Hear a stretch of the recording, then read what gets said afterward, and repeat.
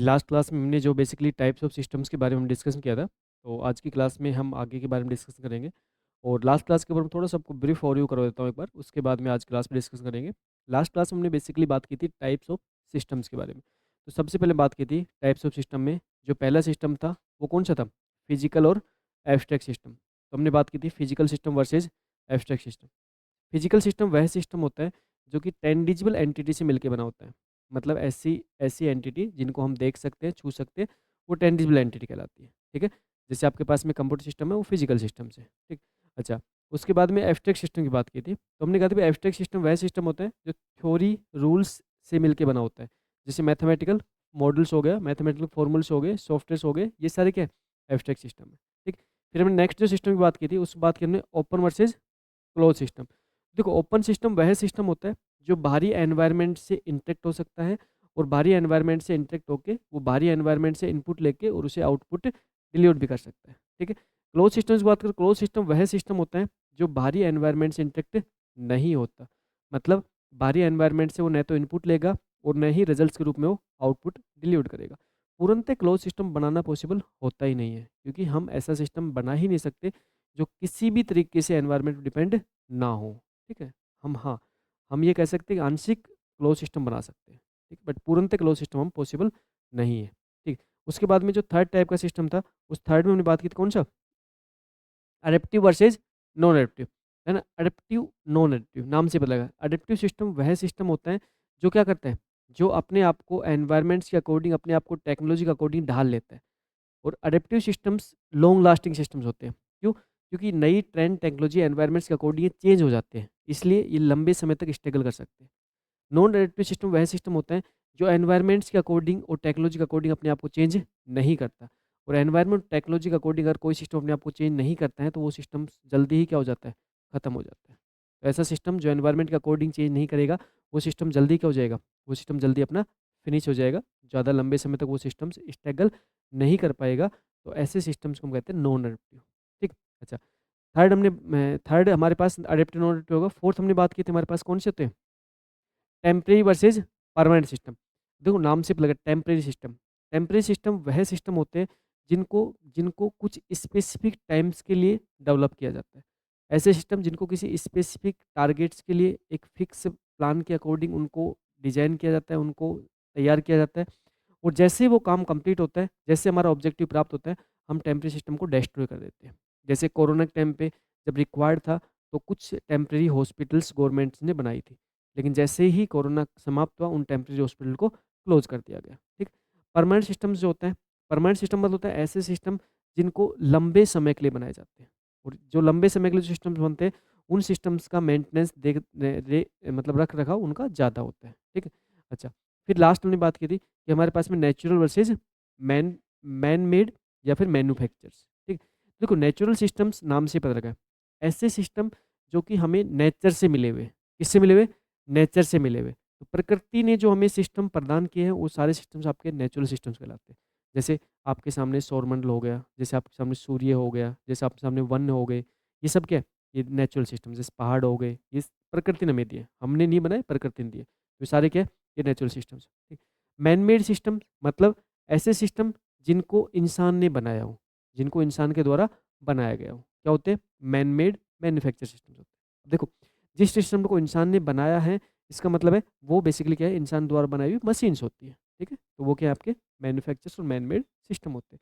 तो इस टाइप से हमने लास्ट क्लास में इन सारे टाइप्स के सिस्टम्स को हमने कंपेयर किया था। और बेसिक बेसिक जो क्वेश्चंस आपके सामने जो बनते हैं, उन क्वेश्चंस को भी धीरे धीरे हम क्या करेंगे, अब कवर करेंगे।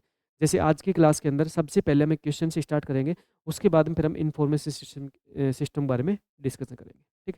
अब देखो, हम यहाँ पे बात करें तो हमारे पास में जो अभी रिसेंटली एक एग्जाम हुआ था, अभी रिसेंटली एक एग्जाम हुआ था आरपीएससी प्रोग्रामर का, आरपीएससी प्रोग्रामर का, आरपीएससी प्रोग्रामर। और ये एग्जाम था आपका 2024, है ना? अक्टूबर 2024 में हुआ था, 27 अक्टूबर को। ठीक है। ये जो पर्टिकुलर प्रोग्रामर का एग्जाम जो कंडक्ट करवाया गया था, आरपीएससी संस्थान द्वारा कंडक्ट करवाया गया था। और इसमें एक क्वेश्चन दिया गया था, तो क्वेश्चन आपके सामने है। तो क्वेश्चन देखो, which of the following correctly define a system? इनमें से कौन सा सिस्टम्स को सही तरीके से डिफाइन करता है? बताओ भाई।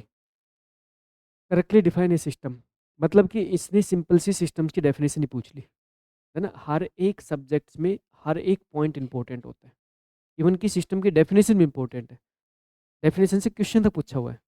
एग्जामिनर ने सिस्टम की डेफिनेशन डायरेक्टली क्वेश्चन पूछा हुआ है। ठीक। अच्छा, सिस्टम के डेफिनेशन के रूप में हमने डेफिनेशन अच्छे से पढ़ी है, तो सिस्टम्स के बारे में हम अच्छे से समझे। तो सिस्टम्स के अंदर बेसिकली क्या होते हैं?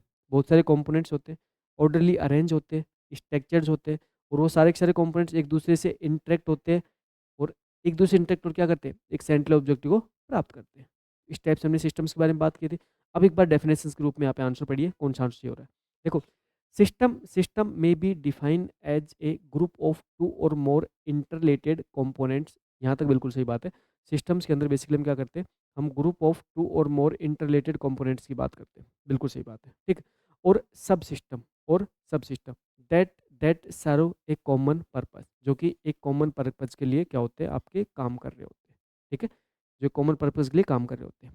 तो एग्जैक्टली सिस्टम की डेफिनेशन तो फर्स्ट से ही मैच हो रही है, फर्स्ट से ही मैच हो रही है, ठीक है। अच्छा, बाकी भी देख लीजिए। System may be defined as a group of two or more interrelated components, यहाँ तक बिल्कुल सही बात है। और सब सिस्टम, बिल्कुल सही बात है। That function independently of other and do not contribute to common goal ना। इंडिपेंडेंटली अदर, इंडिपेंडेंटली अलग अलग काम नहीं करते, एक दूसरे पे डिपेंड होकर काम करते हैं, और वो कॉमन गोल को प्राप्त करने की बात करते हैं, ठीक है। तो गलत बात है ना, इन्होंने रॉन्ग बात की है, ठीक है, रॉन्ग है ये। फिर बात करें, system may be defined as a group of two or more interrelated components. System जो है वो to or more interrelated components का ग्रुप है, बिल्कुल सही बात है यहाँ तक। और सब सिस्टम है that do not serve a common purpose ना। वो तो कॉमन पर्पज के लिए पूरा बनाया गया सिस्टम जो होता है, उसका एक फिक्स एक स्पेसिफिक पर्पज होता है, ठीक है, उसके लिए सिस्टम्स को बनाया जाता है। System may be defined as a group of element that operate in predictable manner. Predict मतलब पहले से हम प्रिडिक्ट करेंगे उस मैनर में काम करते, नहीं, ऐसा कुछ नहीं होता है। सिस्टम जो बनाया जाता है उसको हम बेसिकली जब बनाते हैं तो एक कॉमन पर्पज के लिए, कॉमन गोल के लिए उसको बनाया जाता है, ठीक है। तो राइट आंसर क्या बनेगा इसका? ए इज द राइट आंसर। तो आरपीएससी प्रोग्रामर के एग्जाम में क्वेश्चन पूछा गया था, तो इस टाइप के क्वेश्चन भी आपके एग्जाम में बनते हैं। तो आपको करना क्या है कि आपको सब्जेक्ट को बिल्कुल बेसिक से समझना है, और इस सब्जेक्ट को अगर बेसिक समझते हो ना, तो मैं आपको लिख के दे रहा हूँ, एक भी क्वेश्चन गलत नहीं होगा, क्योंकि बहुत अच्छा सब्जेक्ट है। बस ये है कि पढ़ने में थोड़ा सा आपको बोरिंग इसलिए फील हो रहा होगा कि आपका सारा का सारा पोर्शन का चल रहा है, थ्योरी टाइप चल रहा है, ठीक। लेकिन थ्योरी में भी अच्छे पॉइंट्स हैं, ऐसे पॉइंट नहीं है जो आपको समझ में नहीं आए, बहुत अच्छे पॉइंट है, समझ में आ जाएगा। आज हम बात करेंगे इन्फॉर्मेशन सिस्टम्स के बारे में। हेडिंग डालो, इन्फॉर्मेशन सिस्टम।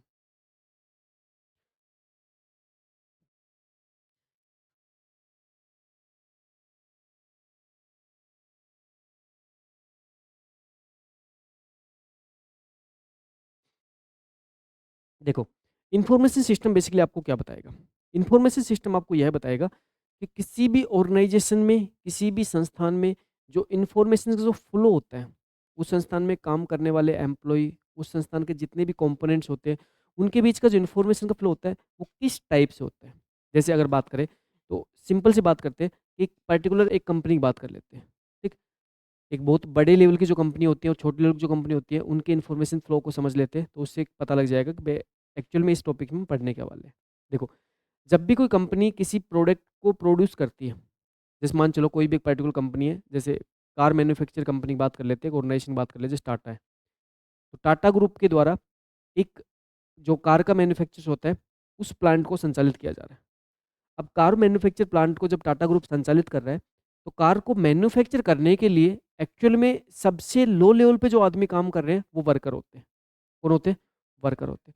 जो एक्चुअल में क्या करते हैं? मजदूरी करते हैं, और मजदूरी करके और वो क्या करते हैं? वो ऑपरेशनल लेवल पे काम करके और वो रियल में कार को प्रोड्यूस करवाते हैं, ठीक।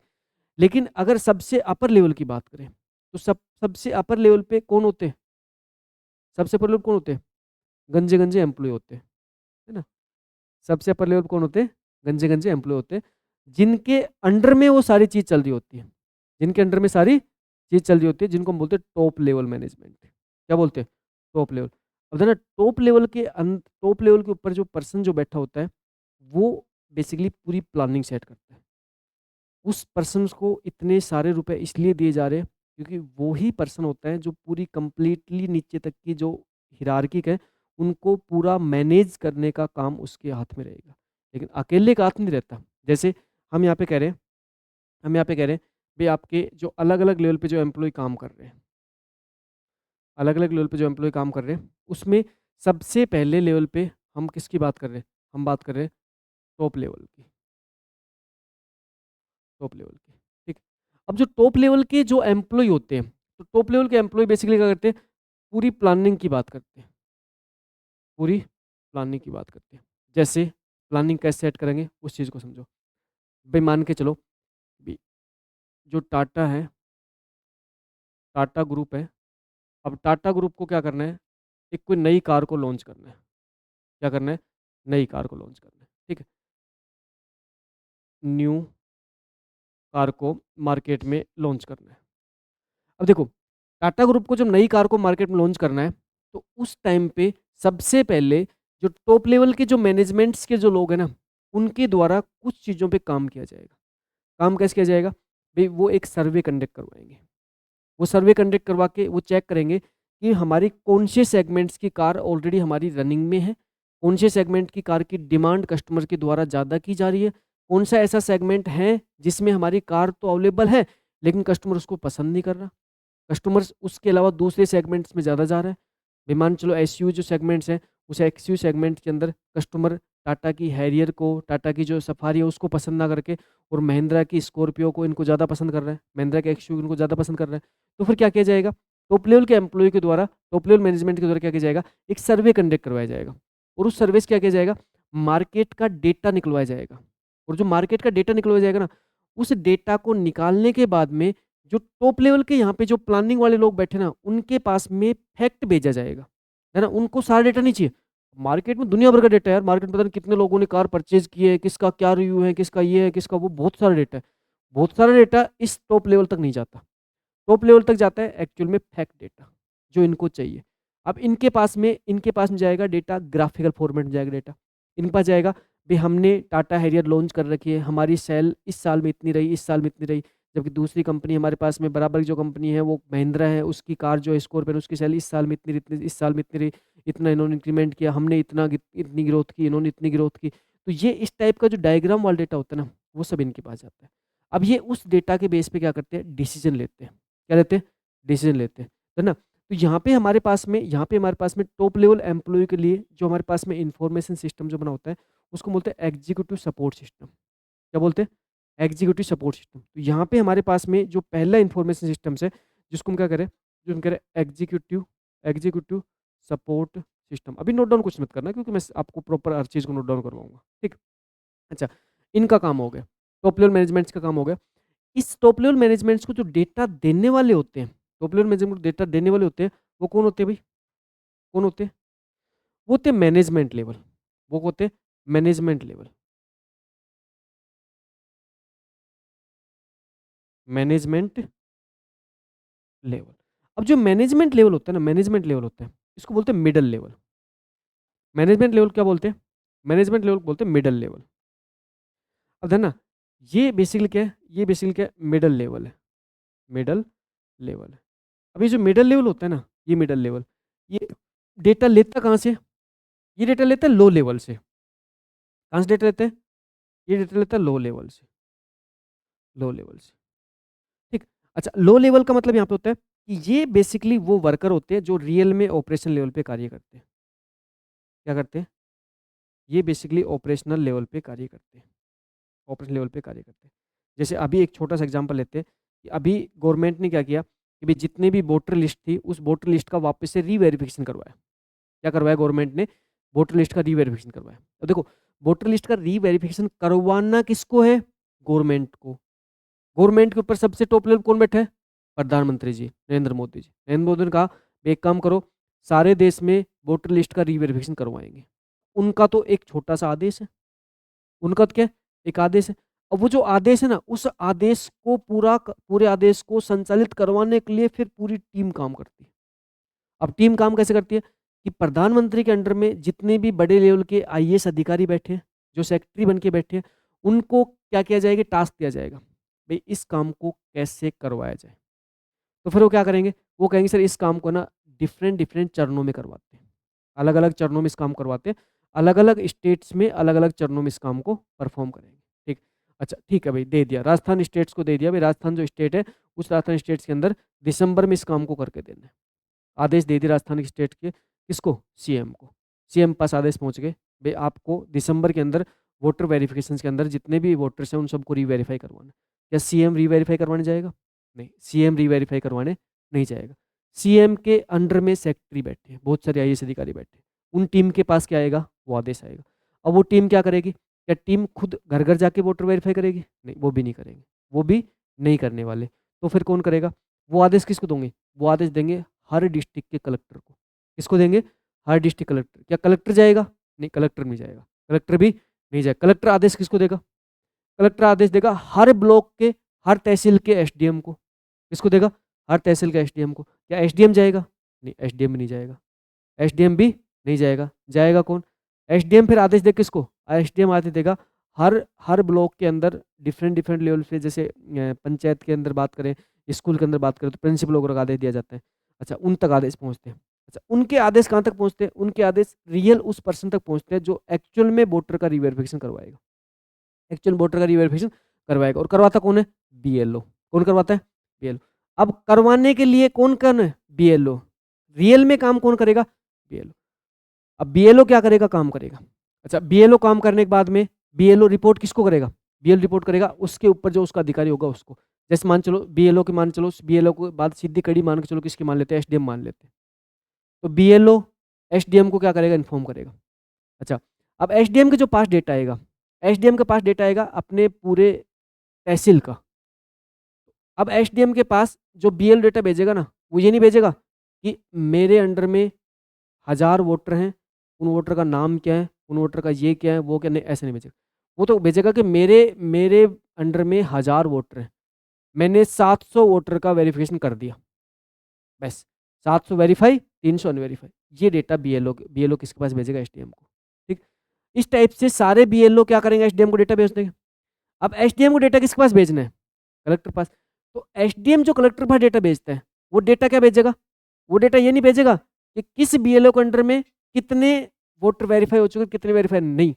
वो भेजेगा कि मेरे तहसील में टोटल वोट 1.5 लाख है, 1.5 लाख वोट में से 1 लाख वोट वेरीफाई हो चुके, 50,000 वोट वेरीफाई नहीं हुए, पेंडिंग है। इस रिपोर्ट को हमें भेजेगा कलेक्टर पास। अब कलेक्टर जो आगे रिपोर्ट करेगा वो अपने पूरे डिस्ट्रिक्ट की करेगा, अपने पूरे डिस्ट्रिक्ट करेगा। और इस टाइप से जो लास्ट लेवल, जो पीएम लेवल के अंदर में जो एम्प्लॉय है उन तक रिपोर्ट जाएगी। तो उन तक रिपोर्ट क्या जाएगी? राजस्थान जो स्टेट है उस स्टेट्स में कितना परसेंट वर्क हो चुका, और कितना परसेंट वर्क कितने दिन में हो चुका, और हमारा टारगेट क्या है। क्या इस टारगेट के अकॉर्डिंग क्या हम 1 महीने में वर्क कर पाएंगे? अगर नहीं कर पा रहे तो फिर वहां से आदेश निकलेंगे कि काम को बढ़ाओ, फास्ट करवाओ। अब फास्ट करवाने के लिए आदेश वहां से निकले, फॉलो कौन करवाएगा?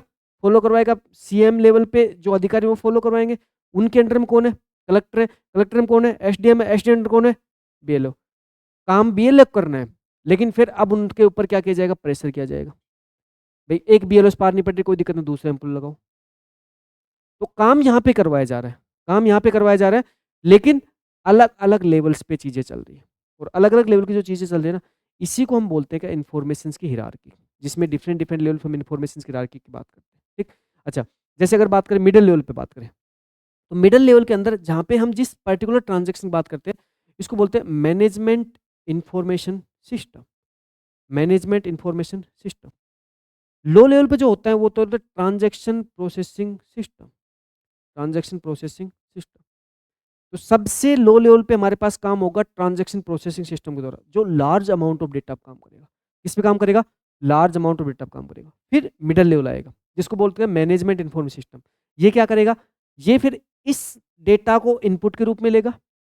इस डेटा को, लो लेवल डेटा को इनपुट के रूप में लेगा, और लो डेटा को इनपुट के रूप में लेके और यहाँ पे फिर अलग टाइप से डेटा तैयार करेगा, और वो डेटा मैनेजमेंट को रिप्रेजेंट करेगा कि हमने कहा था एसडीएम को कि 10 दिन के अंदर 50% काम पूरा करवाना है, लेकिन पता लगा 10 दिन में 30% काम पूरा हुआ। इसका मतलब यहाँ पे काम प्रॉपर नहीं करवाया जा रहा। तो यहाँ पे मैनेजमेंट लेवल के डिसीजन है। मैनेजमेंट लेवल ये डिसीजन किसको देंगे? टॉप लेवल को। टॉप लेवल डेटा किसका काम मिलेगा? Management level. टॉप लेवल को पता लगा कि भाई काम जो करवाने की रफ्तार है बहुत धीमी चल रही है। अब इनको तो लास्ट में, इनके पास तो लास्ट में कंक्लूजन पहुंचता है, इनके पास में डेटा नहीं पहुंचता, इनके पास कंक्लूजन पहुंचता। काम की रफ्तार बहुत धीमी है, इस रफ्तार से काम नहीं हो पाएगा, रफ्तार बढ़ाओ, एम्प्लॉय एक्स्ट्रा लगाओ। सूचना सहायक को साथ में लगाओ, ये करो, वो करो, कुछ भी करो, करवाओ। तो इस टाइप का जो हिरार्किक मैनेजमेंट होता है, इसी को हम बोलते हैं इन्फॉर्मेशन मैनेजमेंट सिस्टम्स। ठीक है? एक बार नोट डाउन स्टार्ट करो, फिर इनको पॉइंट लिखते हैं।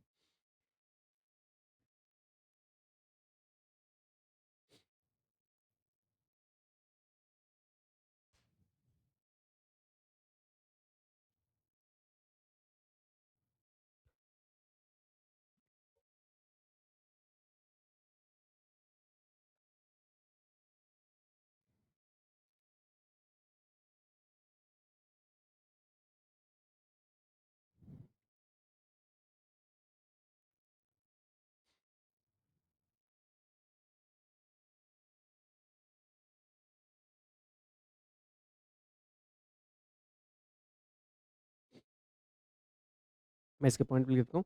इन्फॉर्मेशन सिस्टम एक प्रोसीजर होता है। इन्फॉर्मेशन सिस्टम एक हिरार्किकल हिरार्किकल प्रोसीजर होता है, जिसमें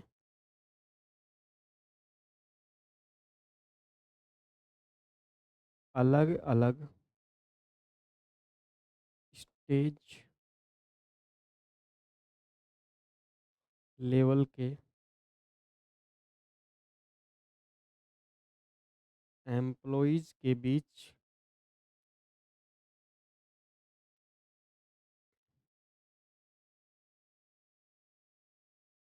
कम्युनिकेशन करवाया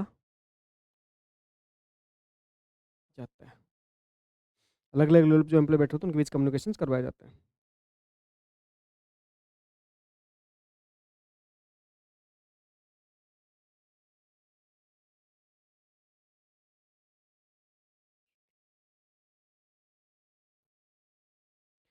इंफॉर्मेशन सिस्टम बेसिकली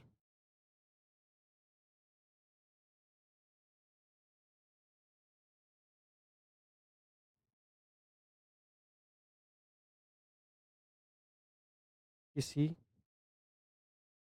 किसी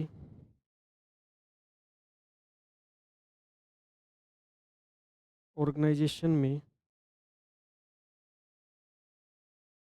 इंस्ट्रक्शन, कमांड,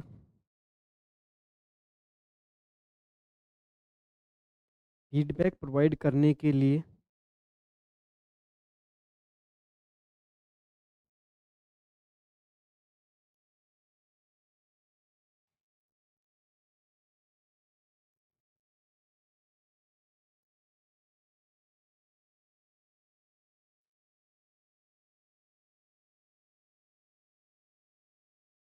काम में लिया जाता है। फीडबैक प्रोवाइड करने के लिए काम में लिया जाता है।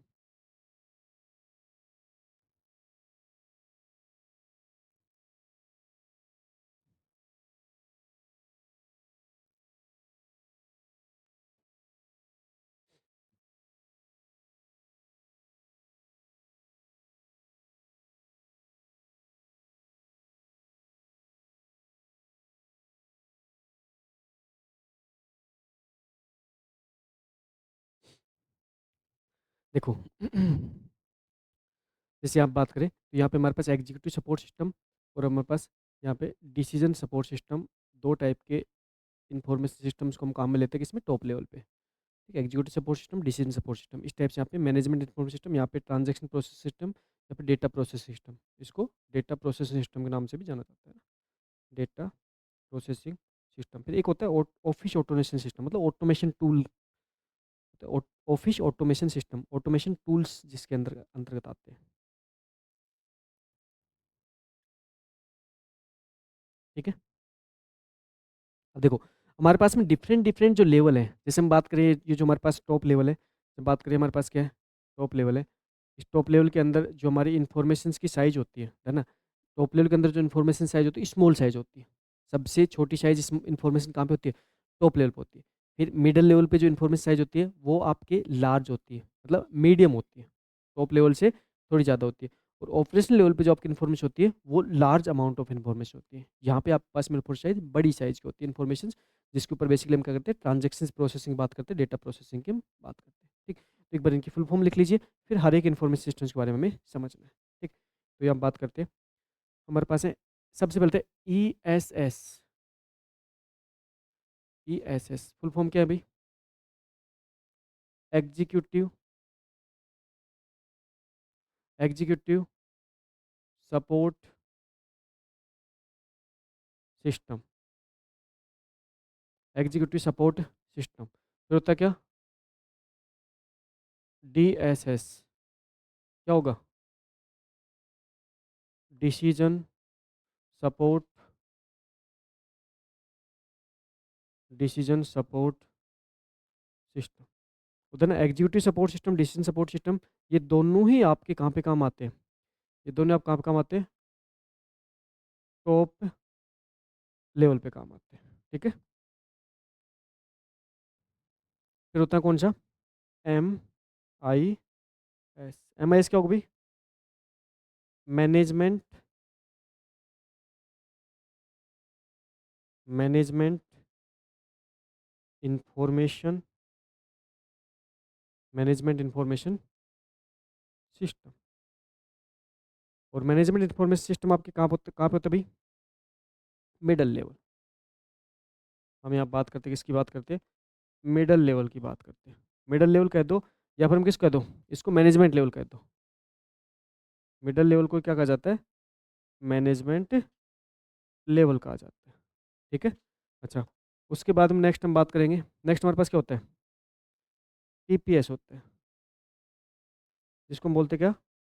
Transaction transaction processing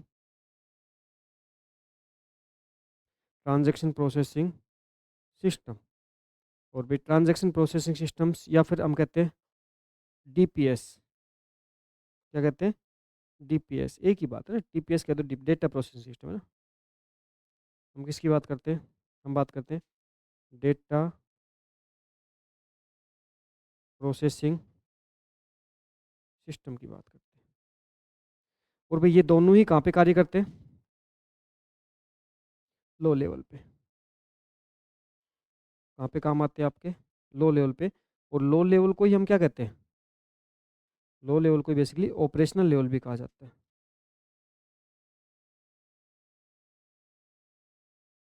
operational level भी कहा जाता है। ठीक है, low level basically operational level भी कहा जाता है। अब इन पॉइंट्स के बारे में हमें स्टडी करना है, तो सबसे पहले स्टार्ट करते हैं हम टीपीएस से, ट्रांजैक्शन प्रोसेसिंग सिस्टम। अब देखो, ट्रांजैक्शन प्रोसेसिंग सिस्टम क्या होता है?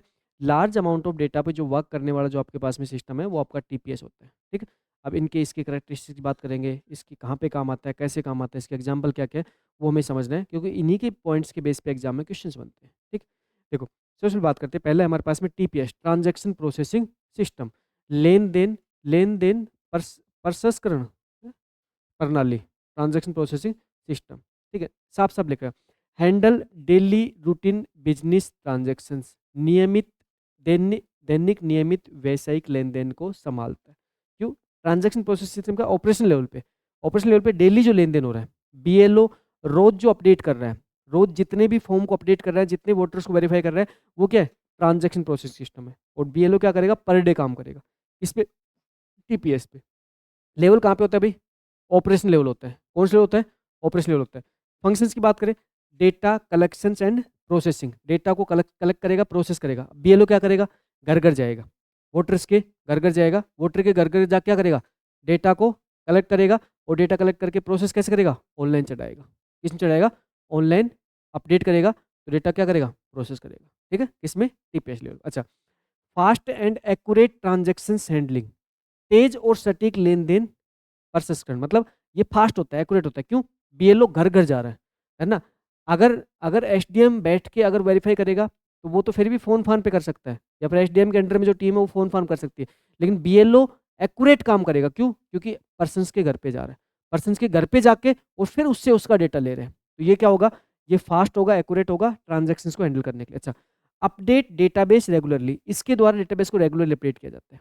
अब जो बीएलओ है वो क्या करेगा, वो डेटाबेस को रेगुलरली क्या करेगा, अपडेट करेगा। रोज मान के चलो 50 वोटर्स घर पे जा रहा है और 50 वोटर से डेटा ले रहा है और उसको रोज क्या कर रहा है, अपडेट कर रहा है। तो ये क्या टीपीएस काम हो रहा है, ठीक है। अच्छा, करेक्टरिस्टिक विशेषता बताता हूँ। देखो यहाँ पे विशेषता क्या है, लार्ज वॉल्यूम ऑफ डेटा, बड़े पैमाने का डेटा होता है। लार्ज वॉल्यूम डेटा होता है क्योंकि यहाँ पे एक बीएलओ नहीं है, पूरे रास्ते में पता नहीं कितने लाख बीएलओ है, वो सारे के सारे बीएलओ वर्क कर रहे हैं, ठीक। अच्छा, हाईली स्ट्रक्चर्ड, अत्यधिक संरक्षित, हाईली स्ट्रक्चर्ड होते हैं। क्यों? क्योंकि बीएलओ क्या करेगा, हर एक बीएलओ अपने डेटा को क्या करेगा, व्यवस्थित करेगा, ठीक। अच्छा, रिपीटिवली ऑपरेशंस, बार बार होने वाला कार्य, ये ऑपरेशंस रिपीटिव लोग, क्यों, बीएलओ क्या करेगा, आज भी घर जाएगा 50 के, कल अलग अलग 50 लोग जाएगा, परसों अलग 50 लोग जाएगा, रिपीटेडली, है ना, रिपीटेडली काम करेगा। तो इसको बोलते हैं TPS, transaction processing system. Point note down कीजिए, सारे के सारे पॉइंट्स इंपॉर्टेंट पॉइंट्स हैं और इन्हीं के एग्जाम में क्वेश्चंस बनते हैं।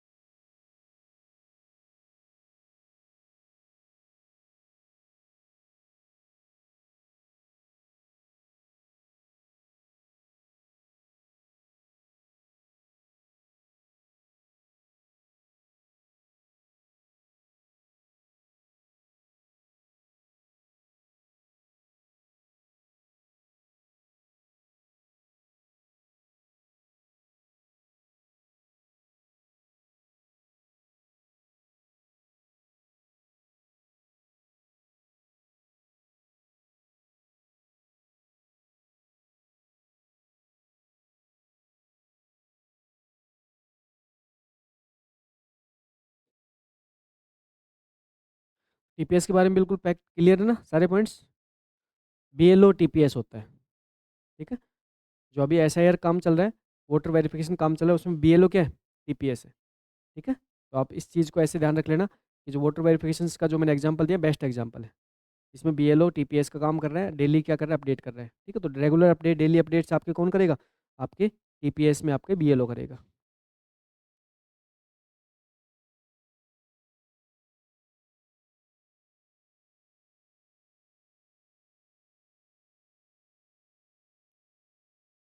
एक बार रिकॉर्डिंग क्लास, लाइव क्लास में कोई भी जो इश्यू आ रहा है ना, एक बार ऑफिस जो नंबर है उस पर एक बार मैसेज ड्रॉप करो। आप कॉल के बजाय आप है ना व्हाट्सएप पे मैसेज करो और एग्जैक्टली आपका जो इश्यू है ना वो कोशिश करो कि दूसरे मोबाइल से वीडियो बना के भेजो, क्योंकि जिससे हम हमारी जो अलग से सेपरेट एक टैग टीम बैठती है जो कि ऐप का ही मैनेजमेंट देखती है, उनको भेजेंगे तो वो आपसे डायरेक्टली कॉन्टैक्ट करेगी। और जब भी आप कोई भी हमारी ऐप मतलब हमारे व्हाट्सएप पे रिपोर्ट करते हो तो उस टाइम पे आपको स्पेशली ध्यान रखना है कि आपको अपना मोबाइल नंबर जरूर मेंशन करना है। आप क्या लिख के भेज देते हो, सर मेरा ऐप बफर कर रहा है, वर्क ही नहीं कर रहा, कुछ भी छोटे मोटे जो भी इश्यू होता है। अब हमें क्या पता लगा भाई आपका कौन-सा मोबाइल नंबर है? हमें एटलीस्ट इतना तो मैनेज होना चाहिए ना। हमें क्या पता लगा, आप लिख के भेज देते हो, हमें क्या पता लगे उससे? अपने रजिस्टर्ड मोबाइल नंबर ज़रूर से भेजा करो, क्योंकि रजिस्टर्ड मोबाइल नंबर आपकी प्राइमरी की है, उस नंबर से हम आपका हर डेटा खंगाल लेते हैं, ठीक है? तो सबसे पहले हम बात करते हैं टीपीएस की। अच्छा, उसके बाद में नेक्स्ट हम बात करते हैं, हमारे पास में जैसे एग्जांपल होगा, पेरोल सिस्टम हो गया, इन्वेंटरी सिस्टम्स होगा, बिलिंग सिस्टम्स होगा। ये किसके एग्जांपल है? ये टीपीएस के एग्जांपल। नोट डाउन कर लिए टीपीएस के एग्जांपल। पेरोल सिस्टम्स हो गया, इन्वेंटरी सिस्टम्स होगा, बिलिंग सिस्टम हो गया, ठीक है?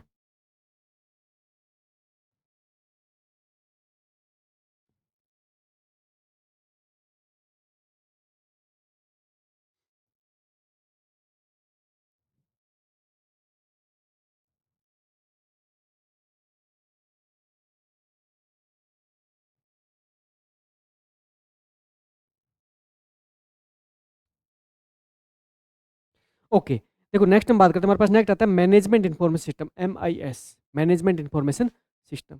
देखो नाम से पता लगा मैनेजमेंट लेवल पे होगा, इस पे होगा, मिडल लेवल पे होगा, मैनेजमेंट लेवल पे होगा, ठीक है। क्या काम होगा, provide summarise report for management planning and controls. Provide summarise report for management planning and control, मतलब प्रबंधक को योजना नियंत्रण हेतु संरक्षित रिपोर्ट प्रदान करता है, ठीक। अच्छा, ये जो समराइज रिपोर्ट प्रदान करता है, ये समराइज रिपोर्ट क्या, किसको प्रदान प्रदान करता है, अपर लेवल प्रदान करता है। अच्छा, अब उसके बाद में लेवल की बात करें तो किस लेवल पे? मैनेजमेंट लेवल पे, मिडल लेवल पे। इनपुट कहाँ से लेगा? Data from TPS. एसडीएम कहाँ से डेटा लेगा? बीएलओ से लेगा। कहाँ से डेटा लेगा? बीएलओ से लेगा। फंक्शंस क्या होगा? Generate periodic reports. क्या करेगा? पीरियोडिक रिपोर्ट जनरेट करेगा। Help in planning and monitoring. Planning और मॉनिटरिंग के लिए क्या होगी? इसकी हेल्प मिलेगी।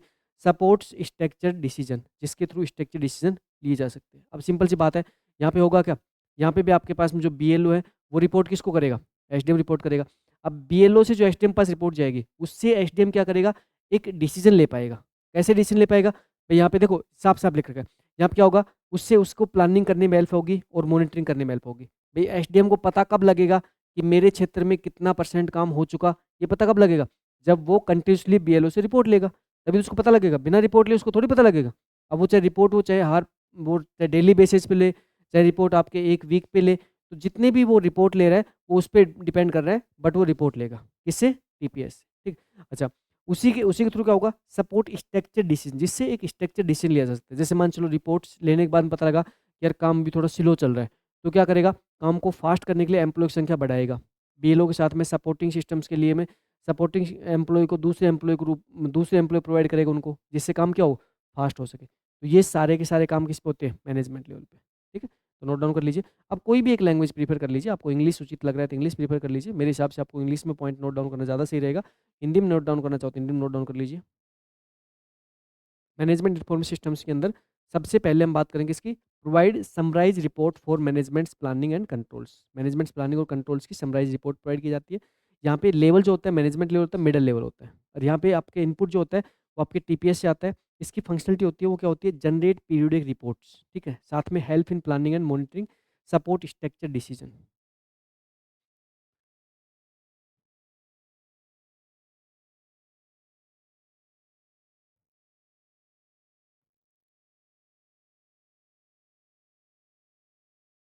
देखो जो जो की पॉइंट्स मैं आपको लिखवा रहा हूँ ना, ये की पॉइंट बहुत इंपॉर्टेंट है। बस एग्जाम पॉइंट ऑफ व्यू से आपको ये की पॉइंट ध्यान रखना है।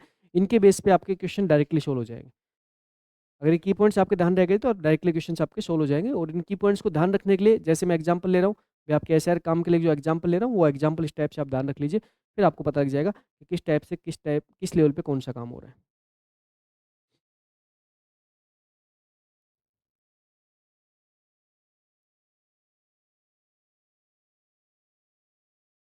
हो गया नोट डाउन? आगे बढ़ूँ? ठीक है। देखो नेक्स्ट हम बात करते हैं, हमारे पास फिर अपर लेवल आ जाते हैं। फिर हम बात करते हैं इसकी करेक्टरिस्टिक्स, और देख लीजिए इसकी करेक्टरिस्टिक्स में क्या होता है? Use historical data, less detail than TPS, report oriented. यहाँ पे अगर बात करें तो भाई हिस्ट्रिकल डेटा होता है यहाँ पे, क्योंकि ट्रांजैक्शन प्रोसेसिंग्स के अंदर जो डेटा होता है उसका हिस्ट्री जाता है ऊपर। भाई उसका हिस्ट्री कैसे जाएगा? बीएलओ बताएगा कि भाई मेरे क्षेत्र के अंदर 1000 वोटर हैं, 500 वोटर का वेरिफिकेशन हो चुका, 500 का नहीं हुआ। ठीक। अच्छा, less detail than TPS. TPS के पास तो, बीएलओ के पास तो पूरे 1000 वोटर्स के अंदर 500 वोटर्स का पूरा डेटा आया है। डेटा के अंदर उनका नाम, फादर नेम, मकान नंबर वगैरह जो डेटा है, मोबाइल नंबर वगैरह सब डेटा है उनका। लेकिन ये डेटा मैनेजमेंट तक नहीं जाता। मैनेजमेंट तक ये जाएगा 1000 वोटर में 500 का वेरिफिकेशन डन, 500 पेंडिंग। ठीक है, तो यहाँ पे क्या जाएगा? यहाँ पे आपके लेस डेटा जाएगा किसके पास? मैनेजमेंट। फिर क्या होगा? Report oriented. इससे एक रिपोर्ट बन जाएगी। रिपोर्ट क्या बन जाएगी भाई? एक पर्टिकुलर एरिया में जो एसडीएम है, उस एरिया में मान चलो उसके टोटल अंडर में उसके 200 बीएलओ है, तो 200 बीएलओ से वो रिपोर्ट बनाएगा मेरे क्षेत्र के अंदर 30% काम कंप्लीट हो चुका, किसका? एसआईआर का। तो रिपोर्ट बना के दे देगा आगे। ठीक।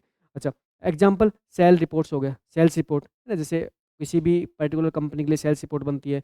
मंथली परफॉर्मेंस रिपोर्ट होगी, तो आपका मंथली परफॉर्मेंस रिपोर्ट जो बनाया जाता है मैनेजमेंट के द्वारा। ठीक है, तो ये आपके क्या हो गए? एग्जाम्पल हो गए, है ना। मैं यहाँ पे जो पर्टिकुलर एग्जाम्पल दे रहा हूँ, इस एग्जाम्पल्स को आप हर जगह अप्लाई, अलग अलग लेवल्स पे अलग अलग एग्जाम्पल तो अप्लाई कर सकते हो। जैसे किसी कंपनी के अंदर जो काम होता है वो डिफरेंट लेवल से होता है थोड़ा। ठीक है, कंपनी में जो वर्कर होते हैं, अब जैसे कोई भी कंपनी किसी पर्टिकुलर प्रोडक्ट को प्रोडक्शन कर रही है, तो भी उनका फिक्स टारगेट होता है, एक मंथ में इतना प्रोडक्शन करना है। जैसे टाटा जो है उसका फिक्स टारगेट होता है भाई एक मंथ में मुझे 5000 हैरियर का प्रोडक्शन करना है। अब पता लगे मंथ के एंड में, पता लगे कि 5000 हैरियर का प्रोडक्शन इस बार हुआ ही नहीं, इस बार 3000 का ही प्रोडक्शन हुआ। क्यों? क्योंकि प्लांट बंद रह गया 10 दिन। किस कारणवश? वे प्लांट बंद इस कारणवश हो गया कि वहाँ पे ज़्यादा ज़्यादा तेज सर्दी हो गई थी, पोल्यूशन ज़्यादा हो गया था, किसी कारण गवर्नमेंट के रूल रेगुलेशन का कोडिंग बंद करवाना पड़ गया। तो इससे क्या होगा? इससे एक रिपोर्ट जनरेट हो जाएगी। क्या हो जाएगी? रिपोर्ट जनरेट मैनेजमेंट लेवल पे। ठीक है। अच्छा, नेक्स्ट हम बात करते हैं अपर लेवल पे। फिर बात है डिसीजन सपोर्ट सिस्टम। अब देखो, यहाँ पे डिसीजन सपोर्ट सिस्टम्स में नाम से पहले पता लगा है, support semi structured and unstructured decision. मतलब ये जो है ना, ये बेसिकली सेमी स्ट्रक्चर और अनस्ट्रक्चर्ड डिसीजन पे कार्य करता है।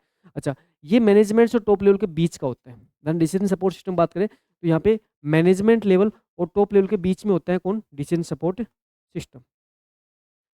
ठीक, ये हेल्प किसकी करता है? ये हेल्प करता है टॉप लेवल की। डेटा कहाँ से लेता है? मैनेजमेंट लेवल से। जैसे कैसे? फंक्शंस की बात करें तो कहेगा what if analysis, data analysis and modellings, help in complex decisions making. तो यहाँ पे हमारे पास में फंक्शंस के रूप में बात करें, व्हाट इफ एनालिसिस, क्या हो अगर विश्लेषण। ठीक, साथ में data analysis and modelling, data का विश्लेषण और मॉडलिंग किया जाता है। साथ में यहाँ पे जो कॉम्प्लेक्स डिसीजंस मेकिंग जो होती है वो इसकी हेल्प से करवाए जा सकते हैं, इसकी हेल्प से करवाए जा सकते हैं।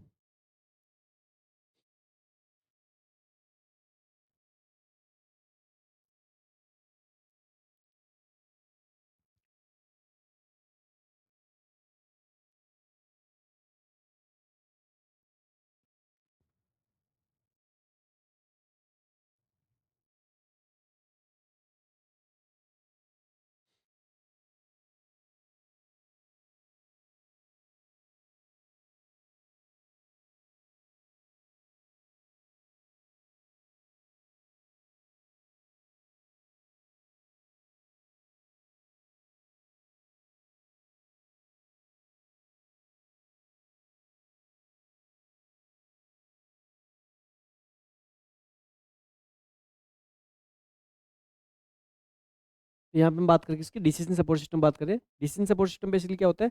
ये बेसिकली आपका सेमी स्ट्रक्चर अनस्ट्रक्चर डिसीजन होता है, क्योंकि ये वो है कि जिससे हम डिसीजन ले नहीं पाएंगे, लेकिन ये हेल्प करेगा डिसीजन लेने में। डिसीजन सपोर्ट सिस्टम से फाइनली डिसीजन ले पाएंगे, वो कौन? एग्जीक्यूटिव सपोर्ट सिस्टम लेगा। ठीक, जिसमें ये बेसिकली का बीच का होता है, मैनेजमेंट लेवल टॉप लेवल के बीच का होता है, दोनों लेवल्स के बीच में वर्क करता है ये।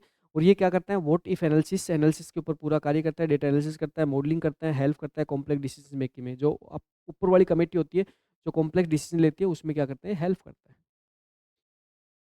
देखो, इसी में बात करते हैं, इसी में बात करते हैं इंटरेक्टिव सिस्टम्स। साथ में बात करते हैं use internal external data, flexible in nature's.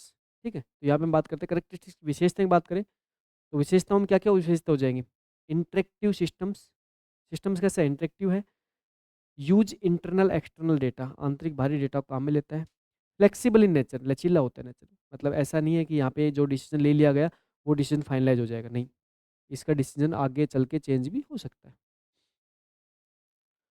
Example बात करें तो इन्वेस्टमेंट डिसीजन सिस्टम्स, साथ में फोरकास्टिंग सिस्टम्स है ना, फ्यूचर्स की कुछ प्लानिंग है, उसके लिए इन्होंने कुछ डिसीजन भेजा है आगे अपर मैनेजमेंट्स को, लेकिन अपर मैनेजमेंट्स ने मना कर दिया, नहीं भाई नहीं करेंगे।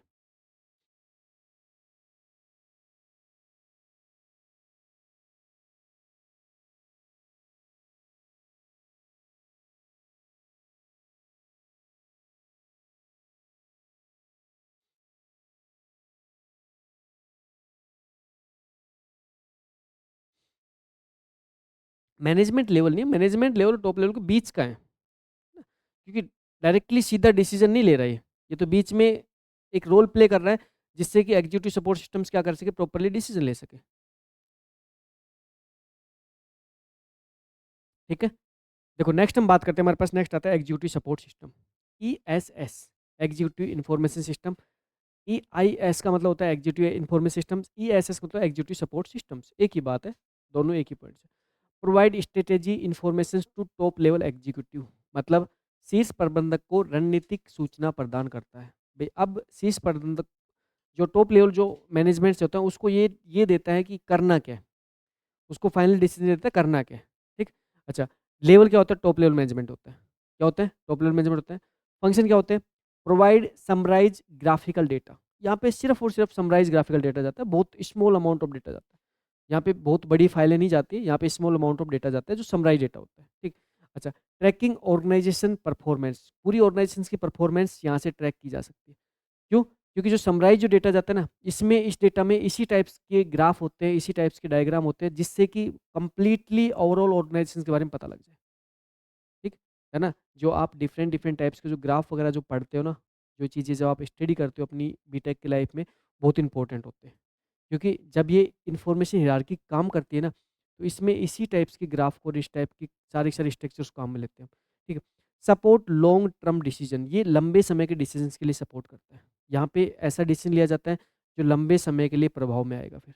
जैसे अगर यहाँ बात करें भी, टाटा कोई नई कार लॉन्च करनी है, टाटा सियारा लॉन्च करनी है, तो एक दिन लॉन्च नहीं हुई।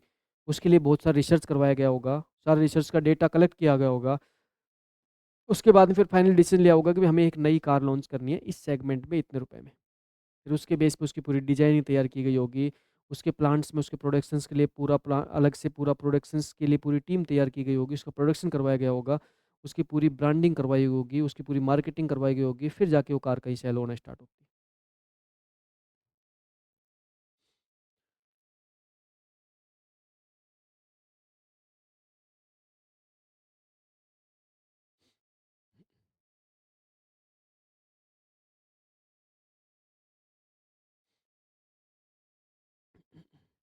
है ना, कंपनियों में जो बड़े लेवल के जो एम्प्लॉय बैठे रहते हैं, मैं कहता हूँ गंजे गंजे एम्प्लॉय ना, वो जो एम्प्लॉय होते हैं उन्हीं के दम पे पूरा एम्पायर खड़ा होता है ना।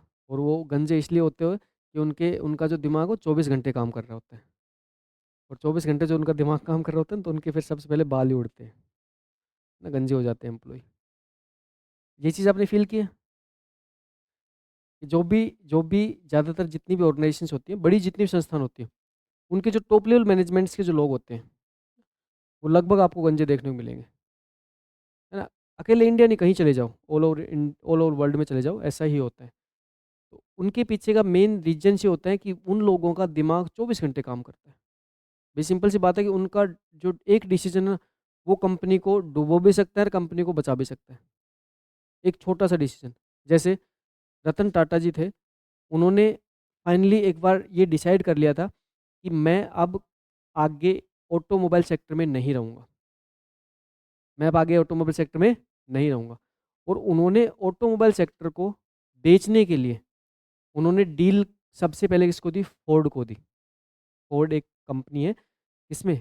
कार मैन्युफैक्चरर्स में, ठीक। तो उन्होंने फोर्ड को डील दी। तो जब उन्होंने फोर्ड को डील दी, तो फोर्ड के जो भाई टॉप लेवल का जो मैनेजमेंट्स है, जिनके सामने जिसके साथ रतन टाटा जी की मीटिंग हुई होगी, तो उनकी जब मीटिंग हो रही थी, तो उन्होंने रतन टाटा के सामने एक बात कही कि तुम इंडिया वाले सिर्फ ट्रैक्टर बना सकते हो, तुम इंडिया वाले ट्रैक्टर बना सकते हो, तुम्हें कार कार बनाना तुम्हारे बस की बात नहीं है। रतन टाटा को बात चुभ गई। और उस बात के चुभने के बाद रतन टाटा ने जो ऑटोमोबाइल सेक्टर, इस पे इतना रिसर्च करवाया, इतना रिसर्च करवाया कि हर कमियों को उसने चेक किया। हर एक कमी उसने चेक की, क्योंकि सोच के देखो, कोई डिसीजन का लेते हैं कि हमें बेचना है। भाई कंटिन्यू लगातार कंपनी घाटे में जा रही है, तो लगातार अगर कोई कंपनी घाटे में जा रही है, तो कितना घाटा सहन करे कोई पर्सन? ज़्यादा घाटा सहन नहीं कर सकता, क्योंकि अगर कंपनी बहुत ज़्यादा घाटे में चले जाए, क्या हो जाए? दिवालिया घोषित हो जाए कंपनी, बैंक करप्ट हो जाएगी। क्योंकि ज़्यादातर जो बड़ी बड़ी कंपनियाँ होती हैं, वो लोन पे चल रही होती है, ठीक है। तो बैंक करप्ट हो जाएगा, दिवाली हो जाएगी, दिक्कत हो जाएगी। तो फिर उससे बचने के लिए उन्होंने अपने आप को, मतलब कंपनी को बेचने के लिए उन्होंने फाइनल डिसीजन लिया था। और फोर्ड के पास जब मीटिंग करने गए थे, तो फोर्ड वालों ने जो बात की, तो उन्होंने कहा कि उस डील को वहीं पे कैंसिल किया। कैंसिल, हम अपनी कार खुद बनाएंगे। और उन्होंने उसके बाद में मार्केट पे रिसर्च करवाया, और मार्केट पे रिसर्च करवाने के बाद में उन्होंने वापस से ऑटोमोबाइल सेक्टर्स के अंदर दोबारा से उन्होंने कदम रख के और अच्छे लेवल से कार्य किया। और जब वापस से कार्य किया, तो इतना ज़बरदस्त कार्य किया कि आज के दिन टाटा के पास कौन कौन से ग्रुप हैं? टाटा के पास और कौन कौन सी कंपनियां खरीद दी गई है? जगुआर टाटा ने परचेज की, रेंज रोवर टाटा ने परचेज की, है ना। बड़े बड़े जो लार्ज जो दिग्गज थे ना, इनको फिर टाटा ने परचेज किया। और आज के दिन इनका मालिक टाटा है। सोच के देखो, रेंज रोवर जिसकी बहुत लग्जरियस गाड़ी आती है, जगुआर शानदार लग्जरियस गाड़ी आती है, टाटा बना रहा है इनको। तो भाई वही चीज़ होती है कि अब अगर उस दिन वो डिसीजन ऐसा हो जाता कि रतन टाटा जी उस चीज़ को बेच आते, ठीक है भाई, सुन लिया, बेच आते, तो आज के दिन का इतना बड़ा इंटरेस्ट डेवलप होता? नहीं होता। एक डिसीजन के बेस पे पूरा एम्पायर चेंज हो जाता है। अब एक डिसीजन के बेस पे कंपनी क्या बिक चुकी होती, कंपनी बेच दी होती। और एक डिसीजन के बेस पे क्या हुआ? टाटा ने आज वापस से मार्केट को बहुत बड़ा कैप्चर कर लिया। कितना बड़ा मार्केट कैप्चर हो चुका टाटा का। अब देख सोच के देखो, एक टाइम ऐसा था जिस टाइम लोग टाटा की गाड़ियाँ खरीदना पसंद नहीं करते थे। वो रतन टाटा ने अपने एक इंटरव्यू में ये कहा कि मेरी सबसे बड़ी गलती रही नैनो। रतन टाटा जी ने अपने खुद के इंटरव्यू में कहा था कि मेरी लाइफ की सबसे बड़ी गलती है नैनो। क्योंकि उनका जो नैनो के प्रति उनकी जो इमेज थी ना, बहुत अलग इमेज थी। वो नैनो के प्रति वो एक बहुत अलग टाइप का माइंडसेट लेके चल रहे थे और नैनो के मार्केट्स को बहुत अलग टाइप से रिप्रेजेंट करना चाहते थे, लेकिन वो ऐसा नहीं हो पाया। वो इंडिया में नैनो जो गाड़ी जो लॉन्च करना चाहते थे, वो हर पर्सन की पहुंच में गाड़ी लाना चाहते थे, लेकिन लेकिन कॉस्ट कटिंग के चक्करों में उस गाड़ी को एक ऐसी ऐसी घटिया सी गाड़ी बना दिया। और देखो यार, 1 लाख के अंदर गाड़ी कहाँ से आती है? 1 लाख में टायर नहीं आते गाड़ियों के। अगर सही सी गाड़ी है ना, उसके 1 लाख के उस गाड़ी के टायर नहीं आएंगे, अगर सही ब्रांड की कोई ठीक ठाक गाड़ी है तो। 1 लाख में पूरी गाड़ी कहाँ से तैयार होगी? भाई उसमें आपको इंजन भी लगाना है, उसकी बॉडी भी लगानी है, उसके अंदर सीट भी लगाना है, उस गाड़ी को चलवाना भी है और 1 लाख में आपको देना भी है। तो स्टार्टिंग के अंदर नैनो को खूब लोगों ने बुक किया, खूब बुक हुई स्टार्टिंग, खूब सारी बुकिंग हुई स्टार्टिंग में। और नैनो को जो फर्स्ट डिलीवरी दी गई थी, 1 लाख एक साथ डिलीवरी दी गई थी बुकिंग करने के बाद में। लेकिन जैसे नैनो मार्केट में आई तो लोगों ने अपनी बुकिंग कैंसिल करवा ली, और बुकिंग कैंसिल करवाने के बाद लास्ट में टाटा को उस प्रोडक्शंस को बंद ही करना पड़ा। बहुत जल्दी उस प्रोडक्शन को समेटना पड़ा, बंद करना पड़ा नैनो को। तो कुछ डिसीजन ऐसे होते हैं जो गलत भी हो जाते हैं। ये डिसीजन था, रतन टाटा जी का डिसीजन था कि हर आदमी की पहुंच में गाड़ी लेके आऊंगा, हर आदमी 4 पहिया गाड़ी चल सकता है। लेकिन वो डिसीजन रॉन्ग क्यों हो गया? क्यों? क्योंकि उन्होंने मार्केट पे बहुत ज़्यादा सर्वे नहीं किया।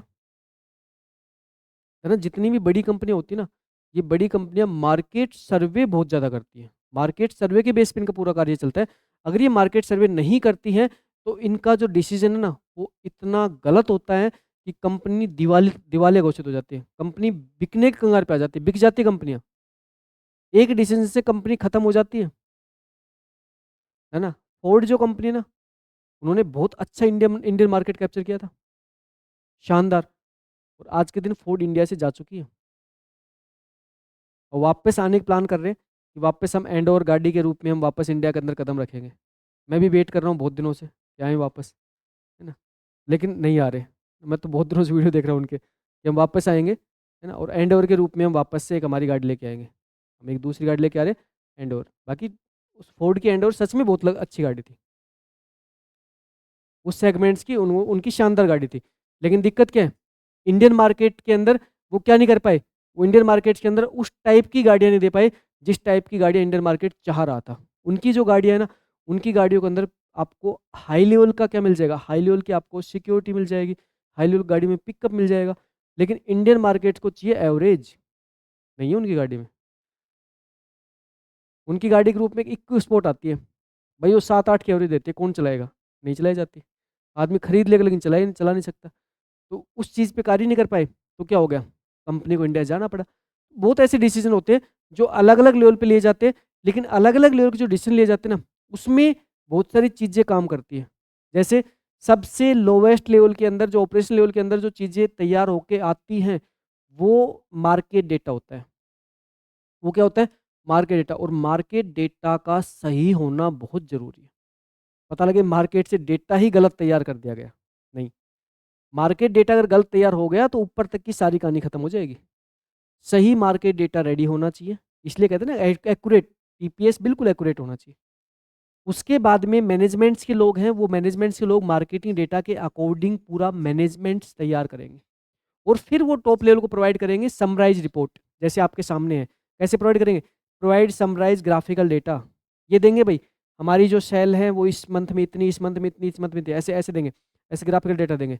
यहाँ पे एक साइड का लिखेंगे, मंथ लिख देंगे, एक साइड मंथ लिख देंगे, मंथ लिख देंगे, ठीक है। एक साइड का लिख देंगे, एक साइड सेल लिख देंगे, एक साइड सेल लिख देंगे, ठीक है। अब ग्राफ ऐसा बनाएंगे, इस मंथ में इतना हुआ, फिर इतना हुआ, फिर इतना हुआ, फिर इतना हुआ, फिर इतना हुआ, इतना हुआ, फिर इतना हुआ, फिर इतना हुआ, फिर इतना हुआ, इतना हुआ, इस मंथ बढ़ गई, इतना हो गया, ऐसे। ये है ना, ये बहुत अच्छे अच्छे लेवल के रिपोर्ट्स होती है जिसके अंदर ग्राफिकल रिप्रेजेंटेशन तैयार किया जाता है। ये सब तैयार करके कहाँ पे मिलेगा, सब तैयार करके कहाँ भेजा जाएगा? ESS, एग्जीक्यूटिव सपोर्ट सिस्टम पर भेजा जाएगा, जिससे फाइनल डिसीजन होता है। इसका मतलब होता है यहाँ पे क्या होता है, सपोर्ट लॉन्ग टर्म डिसीजन। ये लॉन्ग टर्म डिसीजन के लिए फिर काम आते हैं, ठीक है। ओके, इसी में अगर बात करें तो देखो, कैरेक्टरिस्टिक्स की बात करें, इजी टू यूज, यूज करना बहुत इजी होता है। फिर अगर बात करें focus on critical critical success factors, ये क्या होता है क्रिटिकल सक्सेस फैक्टर पे फोकस करती है, और लेस डिटेल्स मोर विजुअल, कम डिटेल होती है लेकिन विजुअल यहाँ पे ज़्यादा होती है ना। जैसे सीईओ डैशबोर्ड, सीईओ की फुल फॉर्म क्या होती है? Chief executive officer, CEO dashboard हो गया, स्ट्रेटेजिक प्लानिंग सिस्टम हो गया। ये सारा क्या है? ये सारा आपका ईएसएस के अंतर्गत आता है।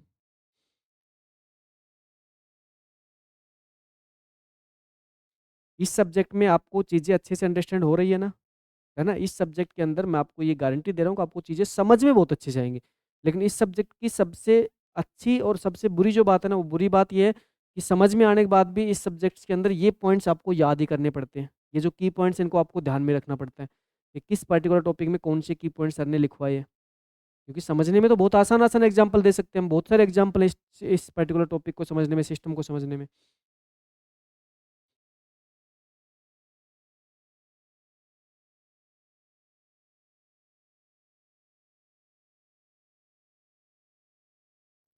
ठीक है जी, हो गया नोट डाउन?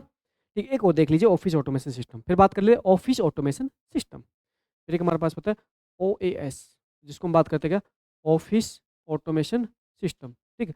जिसको हम करें कार्यालय स्वचालन प्रणाली, ठीक है? ऑटोमेशन सिस्टम मतलब मशीनरी सिस्टम से, हमारे पास कोई ऐसा कोई सिस्टम्स है, मशीन्स है, जिसकी सहायता से हम रिपोर्ट वगैरह तैयार करते हैं। तो देखो, automate office work and communications, मतलब जो हमारे पास में जो पर्टिकुलर ऑफिस है, उसमें जो वर्क होता है वो ऑटोमेशन की सहायता से होता है, मशीन की सहायता से होता है, और कम्युनिकेशंस होता है इसके द्वारा। किस लेवल पे होता है? ऑपरेशन लेवल पे होता है, क्लरिकल लेवल पे होता है। जो रियल में जो कलरक जो काम करते हैं, उसके उसके द्वारा होता है ये काम ऑपरेशन लेवल पे होता है, क्लरिकल लेवल पे होता है, ठीक है?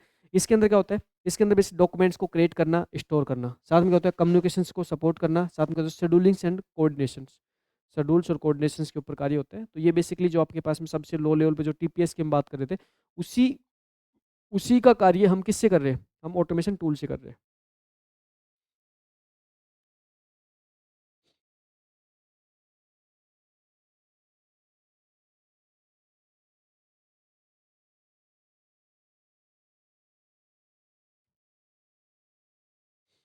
उसी का कार्य हम ऑटोमेशन टूल की हेल्प से कर रहे हैं।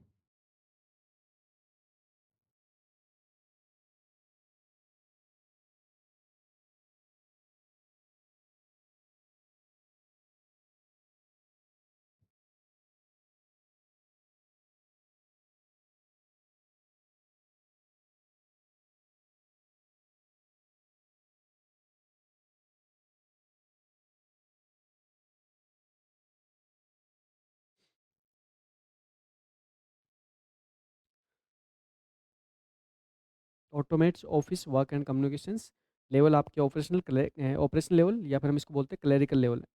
रियल में मतलब जहाँ पे कल कार्य करते हैं।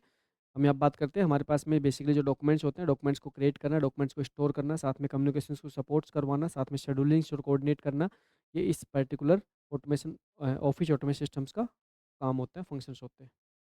ठीक। फिर अगर इसके बारे में बात करें तो हमारे पास में इसके कैरेक्टरिस्टिक्स के अंदर क्या आ जाएगा? Improve office productivity. जैसे कि अगर हम बात करें आज के दिन हमारे पास में एसआईआर का जो काम चल रहा है, उस एसआईआर के काम के अंदर जो फिजिकल डॉक्यूमेंट्स कलेक्ट किए जा रहे हैं, वो फिजिकल डॉक्यूमेंट्स बीएलओ अपने पास तक ही रखता है। उस डॉक्यूमेंट्स को साथ में कहाँ अपलोड कर देता है? ऑनलाइन अपलोड कर देता है। फिर उसके बाद में फिजिकल डॉक्यूमेंट्स की रिक्वायरमेंट नहीं होती है। तो ऑफिस ऑटोमेशन सिस्टम्स के अंतर्गत अगर बीएलओ वो काम करने के लिए अगर किसी एप्लीकेशंस के थ्रू वो डेटा अपडेट कर रहा है, तो वो क्या है? वो उसके लिए ओएएस है, ऑफिस ऑटोमेशन सिस्टम है, जिससे उसकी प्रोडक्टिविटी बढ़ रही है। ठीक। साथ में क्या हो रहा है? रिड्यूस पेपर वर्क कम हो रहा है। अब ये लोग क्या नहीं करना पड़ेगा? हर आदमी से उसके आधार कार्ड की फोटोकॉपी नहीं लेनी पड़ेगी। क्यों? क्योंकि उसका आधार कार्ड देख के और आधार कार्ड की फोटो खींच के वहीं अपलोड कर देगा। ठीक है? उसको पेपर वर्क कम करना पड़ेगा। ठीक है? Support day to day activity को सपोर्ट्स करता है। एग्जांपल बात करें, जैसे ईमेल्स हो गया, वर्ड प्रोसेसर हो गया, स्प्रेडशीट्स हो गई। भई आप क्या करते हो? मेल कर देते हो। मेल कर देते हो तो क्या नहीं भेजना पड़ता, लेटर वगैरह नहीं भेजना पड़ता। ठीक? कंपनी एक दूसरे को मेल कर देती है। कंपनी के अंदर जो एम्प्लॉयी होते हैं उनको एक दूसरे को मेल कर दिया जाता है। ठीक है? जिससे आपके पेपर वर्क कम हो जाता है। वर्ड प्रोसेसर्स, आप एप्लीकेशंस वगैरह क्या करते हो? वर्ड में टाइप कर लेते हो। वर्ड को सॉफ्टवेयर काम में ले रहे हो। स्प्रेडशीट, एक्सेल जो होता है, एक्सेल्स को आप काम में ले रहे हो। तो इससे क्या होता है? इससे बेसिकली एम्प्लॉयी की प्रोडक्टिविटी बढ़ जाती है। तो आज के दिन हम एम्प्लॉयी की प्रोडक्टिविटी बढ़ाने के लिए हम किसको काम में लेते हैं? हम काम में लेते हैं ओएएस, ऑफिस ऑटोमेशन सिस्टम्स को। और ये कंप्लीट आपका इंफॉर्मेशन सिस्टम है।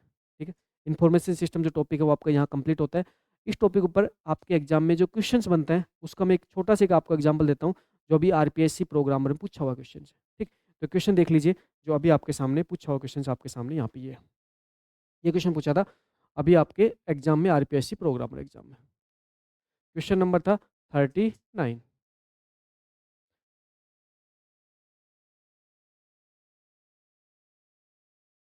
सारी चीज़ आपने अच्छे से पढ़ ली, अब इसका आंसर दे दीजिए। चलिए जी, चलो मैं आपको हिंदी बता देता हूँ, अगर आपको हिंदी में थोड़ी दिक्कत आ रही है तो मैं आपको हिंदी बता देता हूँ। ये कह रहे हैं dash dash dash are computerize information system that were develop to process large amount of data. Process process large amount of data for routine business transaction such as payroll and inventory अब इसमें directly example दे दिए, क्या होगा? TPS, क्या होगा? TPS, transaction processing system. तो है ना, इस सब्जेक्ट की सबसे अच्छी खासियत है, इस सब्जेक्ट में क्वेश्चन बहुत ईजी बनते हैं, टू द पॉइंट क्वेश्चन मिलेगा आपको। इस सब्जेक्ट के अंदर जितने भी क्वेश्चन देखोगे ना, टू द पॉइंट मिलेंगे। और मैं अब क्या करूंगा, धीरे धीरे सब्जेक्ट के अंदर आपको क्वेश्चंस की प्रैक्टिस में आपको साथ साथ करवाता रहूंगा।